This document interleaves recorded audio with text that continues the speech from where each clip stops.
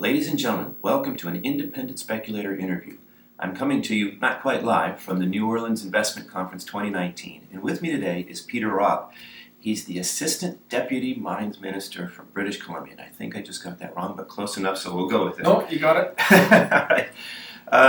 So this is interesting. We've had a relatively recent change in the government in BC, which has put a lot of investors, on alert. Everybody's concerned about the NDP and what that means for mining. Peter here, though, is a career bureaucrat, and we say that lovingly. He's seen the governments come and go, and he's here to talk to us about the realities of mining the climate in BC today. So, Peter, welcome to the show. Thank you for talking to us. Thanks for having me. I really appreciate it. All right, so let's dive in with that. Should people be concerned about this NDP government? They've been there for a couple of years. They have a couple of years left. Are your bosses telling you BC is open for mining or not? What should investors? So as you said, I'm not an elected official. I'm a pure career bureaucrat, but absolutely, mining in British Columbia is open for business. I've had huge support from my minister to get out and talk about and promote mining. We've recently started this British Columbia Regional Mining Alliance, which is a cooperation of industry, First Nation partners, and the provincial government up in the Golden Triangle to really get out and to try to talk about exactly what you're asking me. Why should I invest in BC? What is the BC's advantages? And get out and have those conversations. So wholeheartedly, they're supporting me in that effort. All right. So one of the reasons why, for optimism has been, the unfortunate disaster with the pine beetle and the logging industry. Is that still a factor? I mean, it seems like we don't hear about that in the news so much as we did a few years ago. And is this part of the economic reality that BC is dealing with? Yeah, so as you mentioned, the forest industry is, it's not in a slow decline. There is a steep curve coming to the forest harvest in British Columbia, and there's been over 3,000 jobs announced lost in the last 6 months. So there is a huge push to see if mining can fill some of those jobs. You look in areas like Quesnel and Vanderhoof and Blackwater, and up north we have Comess Underground, and those are projects that are sitting permitted, ready to go. And so we're having real conversations with both the companies and with the exploration industry about how do we drive and fill some of those gaps behind. And you see in the Golden Triangle, there's been a huge uptake since 2016 in the exploration dollars spent up there. And that's probably the epicenter for where that change is happening. But we really want to drive that across the province and have those conversations. And the loggers can't just start growing wheat? Some of them probably have. That's in the Nelson area, but I shouldn't say that to my ministers from Nelson. But there is a transition, especially in those early works where you're a lot of road clearing and road building and those pieces. Those are very those skills can be transferred quite easy. And you look, and lots of loggers have transitioned into mining, and so in those rural economies, it's a really important piece that we need to look after. It's interesting you say that. I was just on a property in southern BC where the geologists were just so happy because there had been logging in the area, and they had cleared some areas, left some areas, but they had built roads, so they didn't have to permit roads to be able to explore.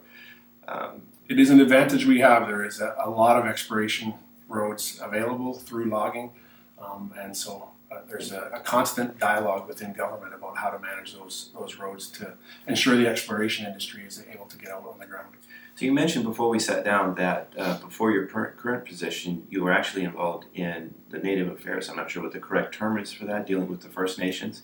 And this is something that comes up from time to time with investors. There are still conflicting land claims. How much of an issue is that anymore? How much of that can or will be resolved? And how does a miner deal with that uncertainty? Yeah, I think it's definitely a part of doing business in British Columbia. And that can be a hindrance if you look at it as a difficult path, or it can be a real opportunity to get out and make true relationships and partners and have a local workforce and have real supportive community membership, to deal with that urban-rural divide that is out there in many places, to combat the conversations that who needs mining, who needs these things. I think having a real strong local workforce and having Indigenous communities support that really tries to tamp down some of that rural-urban tension that's in the system.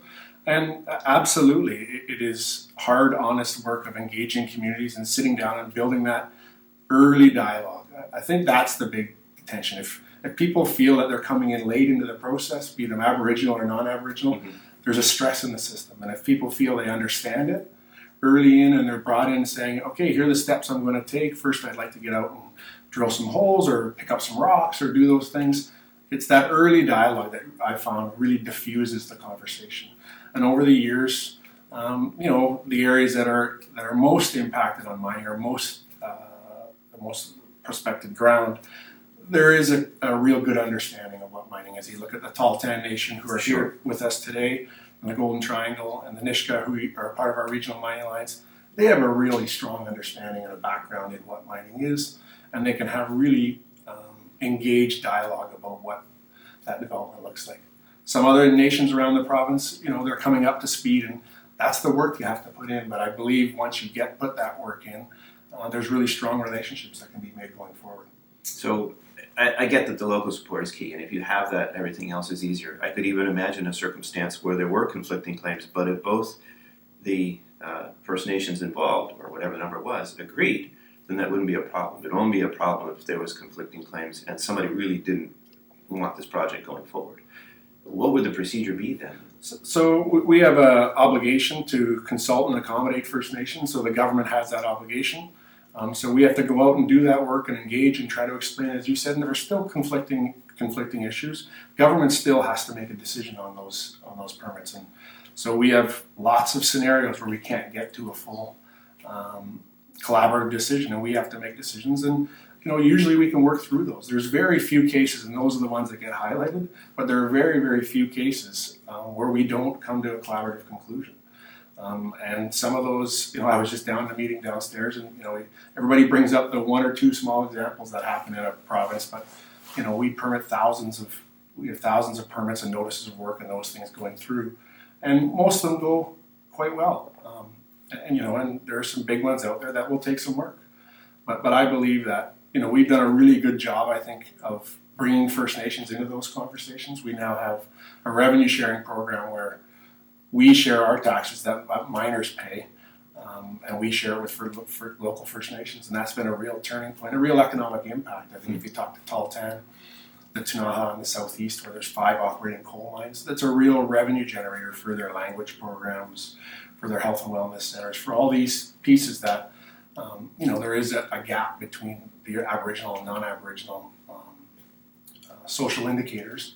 And those are real drivers, and so bringing them into that has really been a changing point for the engagement we have with Indigenous communities. I've definitely seen that some of you mentioned the Tahltan and Nisga'a. I mean, these guys are clearly very business-oriented and savvy people. You see their involvement in Petroleum's Bruce Jack project, I thought was really interesting and telling. So I definitely can see what you're saying. Let's go back to the first question. I don't know if you can say this off the top of your head, but under the current government, how many new projects have been permitted?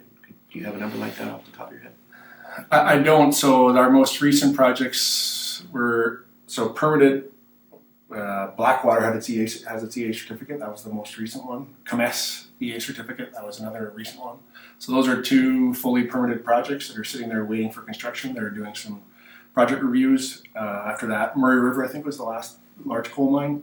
And then it's a tough question because we permit major amendments all the time. Sure. So in Southeast, I think I probably have 5 or 6 major amendments to, completely alter their mine plans and keep those projects running down south. So it's a tough question because I get that a lot of how many, and if I go to major amendments, if I go to projects, we just had a major amendment on New Afton as well. They're now going to be looking at what comes next after their existing operations. Right, but so I'm not going to stick your feet on the fire on this, but just as a ballpark, including, depending on how you define it, 5 to 10 significant projects have either been permitted to go forward or expand under the current government. Absolutely, yeah. Right, so and just to be really clear, the way our structure sits, only on EA certificates do ministers make decisions. The rest of it is a statutory decision maker, like my staff. On major amendments and those pieces, it is a bureaucrat who makes the decision on those. Only in a technical expert.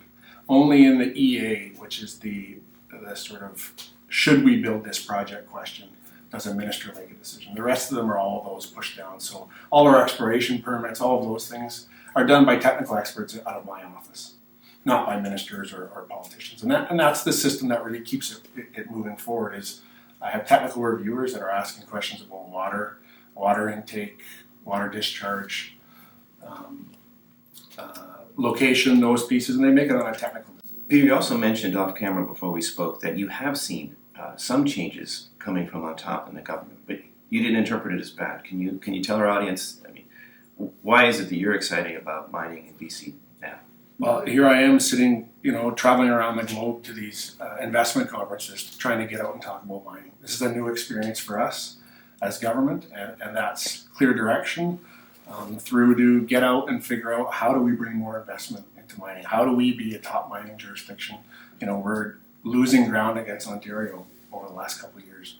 And so those are in Ontario, Quebec, those are the questions that we're asking ourselves of how do we turn that tide? And I think we recently released a Mining Jobs Task Force that has 23 recommendations, and we're working through what those are, and working through implementing them, and government supported implementing all of those recommendations, so that's the task I have. And we have $1 million over the next 3 years to engage with the BC Regional Mining Alliance.